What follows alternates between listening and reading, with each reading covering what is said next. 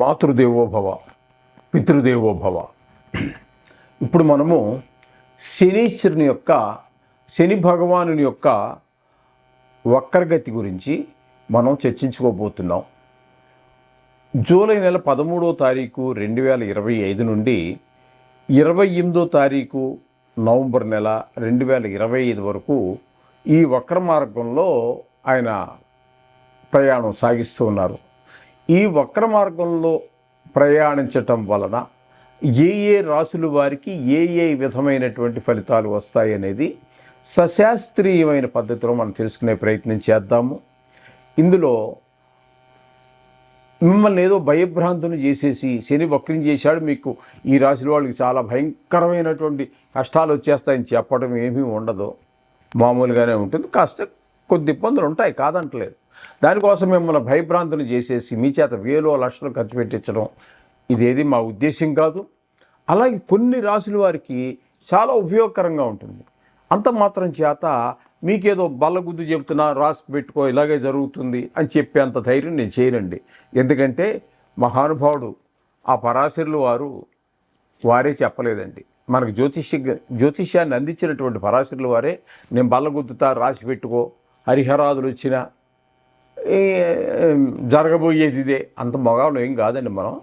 అందుచేత అలాంటిది ఏమీ ఉండదండి. శాస్త్రం ఎంతవరకు చెప్పిందో అంతవరకు చెప్పడం జరుగుతుంది. ఇందులో నా పైత్యం కానీ నా కవిత్వం కానీ ఏమీ ఉండదు. మీకు శాస్త్రాన్ని అందించాలి అనే ఉద్దేశంతో మాత్రమే మేము ఈ ఛానల్ స్టార్ట్ చేయడం జరిగిందండి, ప్రారంభించడం జరిగింది. అదే మా ఉద్దేశం. ఓకే, ఇప్పుడు కర్కాటక రాశి వారికి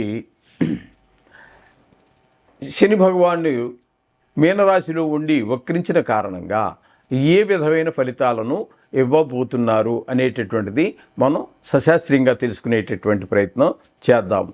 ఇప్పుడు మీనరాశిలో, అంటే కర్కాటకానికి మీనరాశి 9వ రాశి అవుతోంది, కానీ వక్రించిన కారణంగా 8వ స్థాన ఫలితాన్ని ఇస్తున్నారు.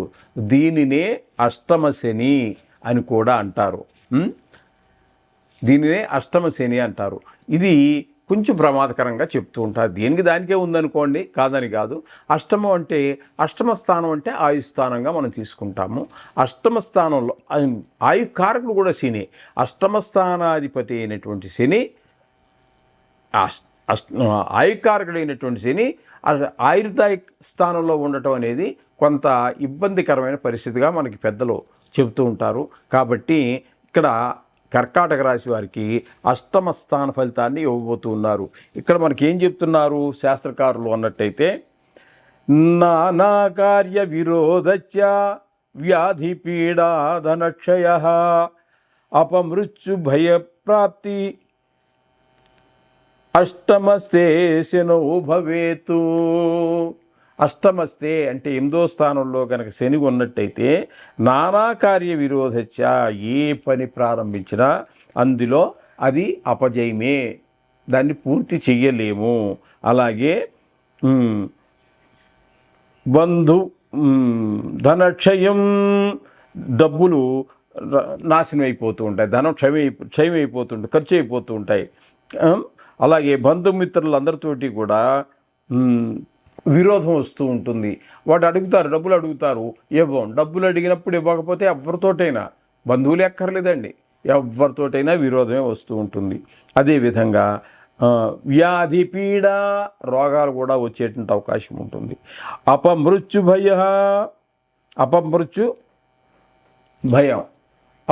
భయం కూడా ఏర్పడే అవకాశం ఉంది. భయప్రాప్తి.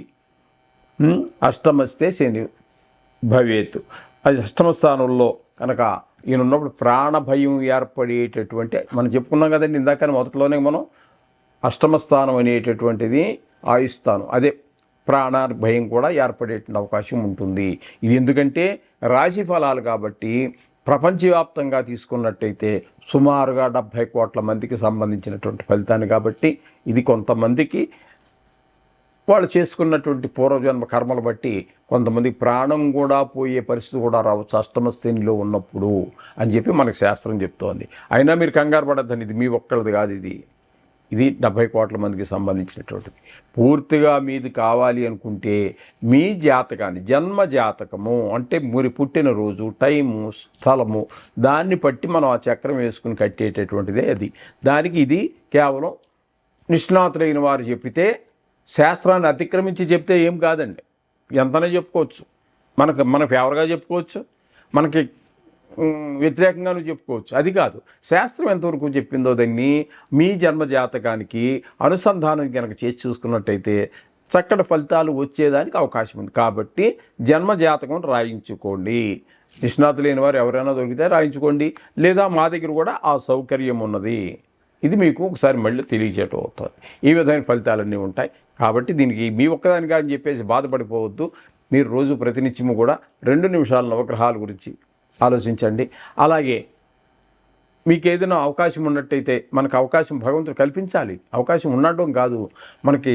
ఇందులో కనుక ఈ శని త్రయోదశి లాంటిది వచ్చినట్టయితే తైలాభిషేకం చేయించుకోండి. రాలేదు, మరేం కంగారు పడక్కర్లేదు, కాసిన నువ్వులు బ్రాహ్మణుడికి దానం ఇచ్చేసేయండి. అది కూడా చాలా ఈ దోషాన్ని, అంటే ఈ అష్టమ స్థానంలో ఉంది కాబట్టి మరొకసారి నొక్కి వక్కాణిస్తున్నాను మీకు. నువ్వుల దానం బ్రాహ్మడికి ఇచ్చేసి అపమృత్యు దోష నివారణార్థం అని చెప్పేసి సంకల్పం వారు చెప్తారు, ఆ పంతులు గారు చెప్తారు. అంచేత ఆ విధంగా చేసినట్టయితే మీకు ఈ దోషం పూర్తిగా పోతుంది, సందేహం లేదు. శుభం భూయా.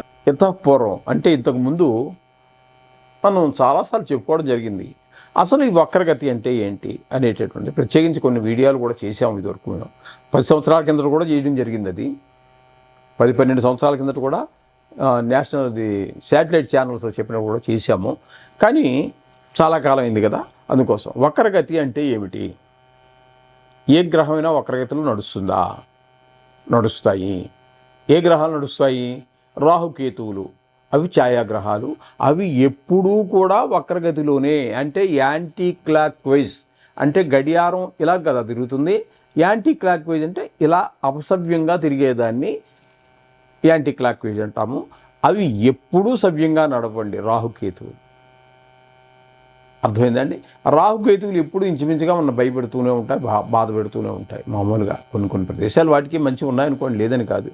అలా 2 గ్రహాలు మాత్రం ఎప్పుడూ వ్యతిరేక దిశలోనే తిరుగుతూ ఉంటాయి. ఇకపోతే నవగ్రహాల్లో రాహువు కేతువు తీసేస్తే ఇంకా ఉన్నవి 7 గ్రహాలు. ఈ 7 గ్రహాలలో సూర్యుడు చంద్రుడు ఎప్పుడూ కూడా వ్యతిరేక దిశలో ప్రయాణం చేయరు. ప్రపంచం తలకిందులైపోతుంది అలా నడిస్తే వాళ్ళిద్దరూ. అందుచేత సూర్యుడికి చంద్రుడికి రిట్రోగ్రేషన్ అంటే వ్యతిరేక దిశలో ప్రయాణం చేయడం అనేది లేదు. ఇక రాహుకేతువులు చెప్పుకున్నాము, సూర్యచంద్రుని చెప్పుకున్నాం. ఇంకా ఉన్నటువంటివి 5 గ్రహాలు. అవేంటి? కేతు కాదు, కుజుడు, బుధుడు, గురుడు, శుక్రుడు, శని. ఈ 5 గ్రహాలే మనకి ఎప్పుడు వక్రగతి అనేటటువంటి ప్రాప్తిస్తూ ఉంటాయి. వీటిలో కూడా చాలా రకాలు ఉన్నాయనుకోండి.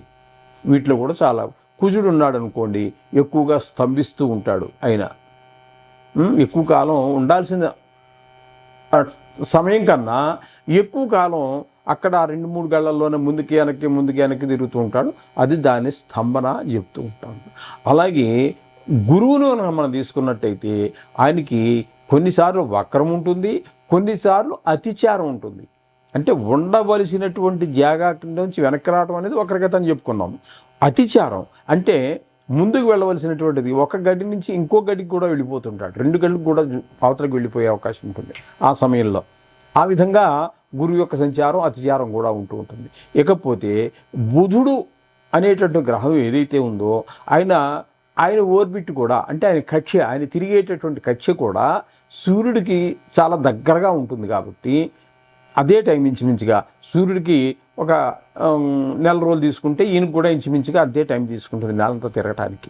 కాబట్టి ఈ 12 రాసుల్లో 4 రాసుల్లో ఇద్దరు కలిసే ప్రయాణం చేస్తారు, బుధుడు రవి. 4 రాసుల్లో రవి ముందుంటాడు, 1 గడి వెనకాల బుధుడు ఉంటాడు. కొన్ని రాసుల్లో 4 రాసుల్లో ఇక్కడ బుధుడు ముందుంటాడు, రవి వెనకాల ఉంటాడు. ఈ విధంగా జరుగుతూ ఉంటుంది.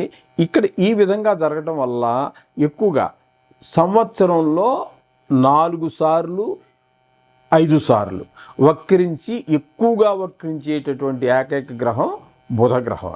ఇది ఈ విధంగా ఉంటుందండి. అందుచేత ఈ శని భగవానుడికి కూడా వక్రం ఉంది కాబట్టి ఇప్పుడు మనకు ప్రస్తుతం ఇంతకాలం, ఎందుకంటే ఇప్పుడు కొన్ని గ్రహాలు, బుధుడు ఉన్నాడు అనుకోండి, ఆయన ఒక రాశిలో సంచరించేదే ఒక నెల రోజులు. ఆయన వక్రం ఎన్నాళ్ళు ఉంటుందండి? చాలా కొద్ది కాలం పాటే ఉంటుంది, నెల లోపే ఉంటుంది. ఇప్పుడు శని భగవాన్ ఉన్నాడు అనుకోండి, అన్నిటికంటే ఎక్కువ కాలం శనైశ్చరుడు మిల్లుగా నడిచేటటువంటి వాడు కాబట్టి 2.5 సంవత్సరాలు ఒకే రాశిలో సంచరిస్తాడు. కాబట్టి ఈయన వక్రం కూడా ఇక్కడ మనకి ఇప్పుడు ఈ పీరియడ్లో, ఈ సమయంలో ఈయనకి మనకి 138 రోజులు 137 రోజుల పాటు వక్రగతిలోనే సంచరించడం జరుగుతోంది. అంటే వారి మహాదశని బట్టి అక్కడ ఆ వక్రించి ఉండేటటువంటి సమయం కూడా నిర్ధారణ జరుగుతూ ఉంటుందన్నమాట అండి. ఇప్పుడు అర్థమైందని అనుకుంటాను. ఇది ఇంతవరకు చాలండి. మీరు అంటే మీ చిన్న డౌట్ తీర్చడానికే కానీ మీరు జ్యోతిషం నేర్చుకోవాలనే ఉద్దేశం కాదు కదా. వక్రము అంటే ఏంటి అనేటటువంటి ఒక అనుమానం వచ్చేటటువంటి వారి యొక్క ఆ అనుమానాన్ని నివృత్తి చేయడం కోసం చెప్పడం జరిగింది. ఇప్పుడు అదే ఈ జ్యోతిష్యాన్ని నేర్చుకోవాలి అనుకున్నటువంటి వారికి చెప్పేది చాలా కాలం. ఈ వక్రాన్ని గురించే 15 రోజులు 20 రోజులు 30 రోజులు చెప్పాల్సి వస్తుందండి. చెబితే కానీ వాళ్ళకి ఎక్కదండి. మనం చెప్పుకుంటూ పోతాము, తెలిసినవాడు చెప్పుకుంటూ పోతాడు. కానీ నేర్చుకోవాలనుకున్న వాడికి అక్కడ మెదడులో నాటుకుపోవాలి కాబట్టి అక్కడ చాలా టైం తీసుకుంటాం. చేత ఇప్పుడు మీకు అర్థమైందని అనుకుంటాను. ఇంకా అర్థం కాకపోయినా ఇంకంతకంటే ఎక్కువ ఆలోచించకండి మీరు. అంటే వక్రగతి ఉన్నది అని చెప్తే తెలుసుకుంటే మీకు చాలు. శుభం భూయాత్.